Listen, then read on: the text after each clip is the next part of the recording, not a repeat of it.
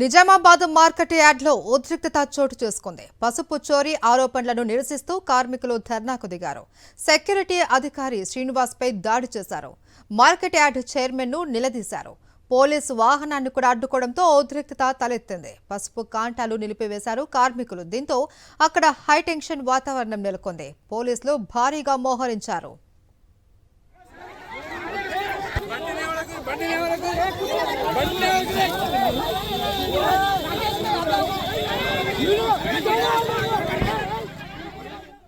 Nizamabad market యార్డ్లో ఉద్రిక్తత చోటు చేసుకుంది. పసుపు చోరీ ఆరోపణలు నిరసిస్తూ కార్మికులు ధర్నాకు దిగారు. దీనికి సంబంధించి పూర్తి డీటెయిల్స్ మా కరెస్పాండెంట్ విఘ్నేష్ అందిస్తారు. విఘ్నేష్,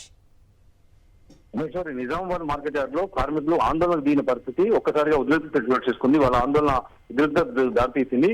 ఏదైతే కొంతకాలంగా పసుపు చోరీకి గురవుతుందని చెప్పి ఆరోపణలు వెలువెత్తుతున్నాయి. ఈ నేపథ్యంలో కార్మికులు కూలీలు అది పాత్ర ఉందని చెప్పి కొంతమంది ఆరోపిస్తున్న నేపథ్యంలో ఈ ఆరోపణలు తమపై ఆరోపణలు చేస్తున్నారని చెప్పి కార్మికులు ఆగ్రహం చేస్తున్నారు.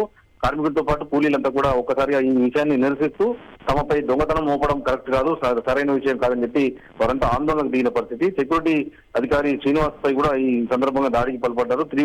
ఒక్కసారిగా ఉద్రిక్తత నెలకొనడంతో పూర్తి స్థాయిలో అక్కడ పోలీసులు కూడా మోహరించిన పరిస్థితి.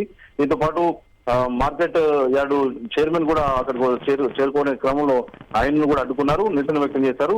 తమపై ఇట్లా ఆరోపణలు చేయడం సరికాదని చెప్పి కార్మికులు కూలీలు చెప్తున్న పరిస్థితి. ఈ నేపథ్యంలో ఒకసారిగా కూడా అక్కడ ఏదైతే నిజామాబాద్ మార్కెట్ యార్డ్ లో పసుపు క్రయ విక్రయాలు ఒక్కసారిగా నిలిచిపోయిన పరిస్థితి ఉంది.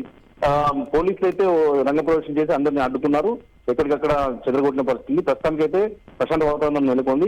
ఈ విషయంలో ఈ దొంగతనం మోపిన విషయంలో మాత్రం ఖచ్చితంగా తాము నిరసన కొనసాగిస్తామని, ఆందోళన కొనసాగిస్తామని కార్మికులు చెప్తున్న పరిస్థితి కనిపిస్తుంది. Right, thank you Vignesh.